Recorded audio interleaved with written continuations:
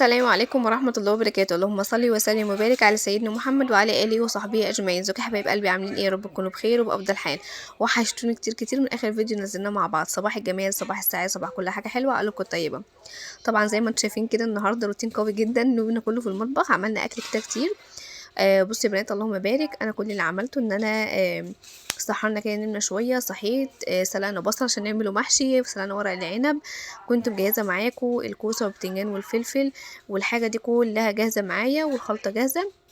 حمرت بس كده حبه لحمه، وقلت بقى ان انا هبقى جاهز واقعد احشي بقى والكلام ده. قلت هعمل الدولمه العراقيه، كل التفاصيل والتركات وايه الاخطاء اللي انا وقعت فيها كلها موجوده كامله على القناه. الفيديو نزل امبارح، هيعجبكم ان شاء الله باذن الله، في كل التفاصيل اللي انت ممكن تستفيدي منها، وازاي تجهزي نفسك لو انتي قبليها بيوم او يومين للعزومه، وكل حاجه كده تكون جاهزه معاكي وما تاخديش وقت وما تتعبيش.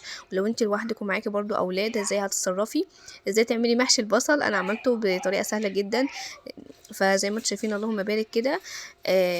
بصوا، الله اكبر يعني، بصوا جمال ما يتوصفش. فراخ بقى وكوسه وسنا عصفور والدولمه العراقيه باللحمه، وكمان جوز حمام وبتنجان وبصل، محشي بصل وفلفل. وزي ما انتم شايفين اللهم بارك، دي كانت سفرتنا. دخلت كده قلت اعمل لهم حاجه حلوه، الحمد لله عملنا حاجه حلوه. بس حصل معايا دروب كده، قلت عندكم في القناه برضو. في قناة عندنا يا بنات بنقدم وصفات حلو وحادق، بنقدم ازاي نوفر وندبر في ميزانية البيت، ازاي ان احنا تخشي كده على العيد وانتي مرتاحه. لو انتي متابعاني من البدايه هترتاحي جدا، لو انتي متابعه معايا وماشيه معايا خطوه بخطوه. بصوا احنا ايام دي الناس كلها بتجري ورا بعضها، وانا هنا قاعده عماله اعمل محشي وبلم الدنيا معايا وعادي ولا كأني في حاجه، لان انا بادئه من بدري جدا ومشطبه شقتي الحمد لله.